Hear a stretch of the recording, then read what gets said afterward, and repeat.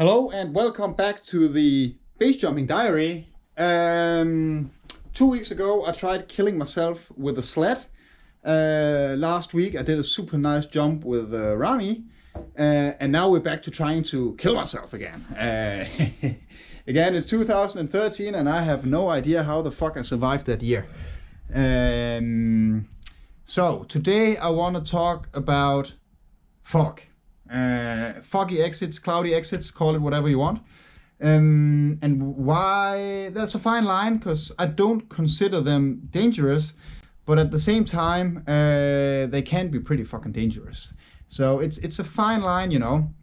If you know the jump very well, you've jumped it before in clear skies, you know everything about the jump, you know the jump structure, you know the mountain, you know the conditions, which conditions you would like when you jump this. Fog can be okay, you know, because if you have a guy on the ground that tells you there's 4 seconds of clouds, you know, so okay, I jump out and after 4 seconds, that's about when you start flying, when you're tracker, old school tracking, that's about when you start moving forwards. 4 seconds is okay then, because you jump out and before you actually get started, you'll already see the ground and everything will be nice and you know everything from before, so that's good. But above 4 seconds, it can start being very fucking dangerous. Because the thing is, when you're tracking or wingsuiting, whatever, you jump into fog, you might think that you're heading straight out from the mountain, you're aiming out there once you exit, and you just keep flying straight. But the reality is, your brain can't really see anything, so it can't really comprehend or notice if you might have a bit of offsetting in the body. So maybe you're just a tiny bit lower with the one shoulder, or a tiny bit lower with one arm. You might slowly start turning. And you see, if you were in a cloud for like 10 seconds and you start slowly turning all the way, all of a sudden you'll have done a 180 without even noticing, and boom, you'll be right in the wall, you know. So fog is dangerous, but if it's in a controlled environment, like if you know that if you have a guy on the ground telling you, and he knows the fucking mountain, this is very important, I'll come to that in a second. If he knows the jump, he knows the mountain, and can assure you it's not more than 4 seconds of clouds. Maybe 5 is okay, maybe 6 if you're stupid and you're Dennis in 2013, then 6 will be okay as well. But above that, you just have to call it.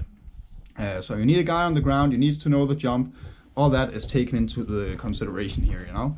And yeah, and I also did this in 2013, I was very aware of this fact, and at this point I had done a lot of jumps in fog. So yeah, let's have a talk about the jump today. So okay, let's have a look at the jump today. I'm no longer, I'm back in Lauterbrunnen. This is another trip though, we're now in March, and I brought a good friend of mine. Not really a good friend, but let's just call him a friend, who needed to get away from home.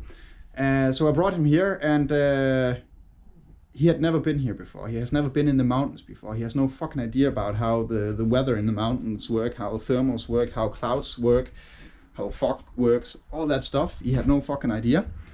Yet I decided to make him my ground crew on the very first jump back on this trip. It's still a lot of snow, and it's been bad weather for a few days now, so I was really keen to get on jumping, and we drove to Stechelberg, where you have the high ultimate jump. I've done that a few times before in this series. During winter, there's always a ramp there, so you can run out and clear the exit better, so you're sure that it's not slippery or anything. And so yeah, when we were at the parking lot at the landing area, I knew I could see the clouds. They are exactly 4 seconds. I know when the cliffs has a little crack and it goes in, that's when you reach the 4 second mark when you're tracking. So I knew, okay, this is 4 seconds, this is very jumpable. So you now have to watch this. If the clouds get any lower than this, I will not jump. If they get higher than this, it's even better. But if they stay on this level, it's fine, you know. But if they get lower, you have to let me know, and I will not jump. I will call you before I jump. Please just watch it, and if it gets lower, just let me know, okay? And it's like, yeah, fine, that's no problem. That's okay. So, all right, good. Time to jump. So at this point, I was ready, I was geared up, I had already called him, and he said everything was fine, it was looking the exact same as when I left, so alright, no big worries. 4 seconds of clouds, preparing, getting ready, getting to the jump. You're now about to see me being in the clouds for nothing less than 17 seconds. and this is a 20-second tracking jump if you have an old school tracking suit like I did. And I was in the clouds for 17 seconds. So as I just told you guys, 17 seconds is fucking dangerous. That's a very long time, and on a jump that is only 20 seconds, it's retardedly dangerous. So yeah, I'm pretty lucky to still be here.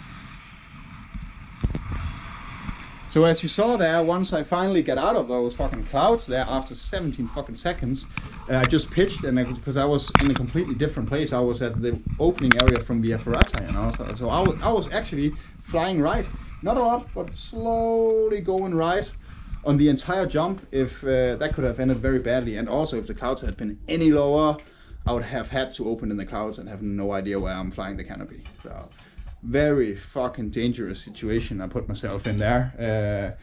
So the moral of the story is, if you decide to jump in fog, make sure it's not more than 4 seconds, and make sure that the person on the ground knows what he's doing. He doesn't have to be a base jumper, but he has to know this jump. He has to know how clouds work, how thermals work in the in an alpine environment. It's simple as that. So don't be as stupid as me and trust someone who's never been there before and just say, yeah, it's fine, or just look at it and think it's good, because it's not. They have no fucking idea what they're doing. Use someone that knows what he's doing, and make sure that they are briefed properly, and not just say, all right, because it's, in the end, it's your life you're gambling with. And this was definitely a, whoa, I'm never gonna trust anyone again unless I fucking know what they're doing. This was very, very scary. Even for me in 2013, when I was the biggest retard ever, this was way too much for me. But that's how it is. Lesson learned, and hopefully you guys won't be as stupid as I am, or was. I am stupid. Nevertheless, all right. Thank you for watching, and see you again next week for. Fuck, I can't even remember. Oh yes, finally a jump in Denmark. Oh yeah, look, that's gonna be a good one. But okay, thank you for watching, and see you again next week.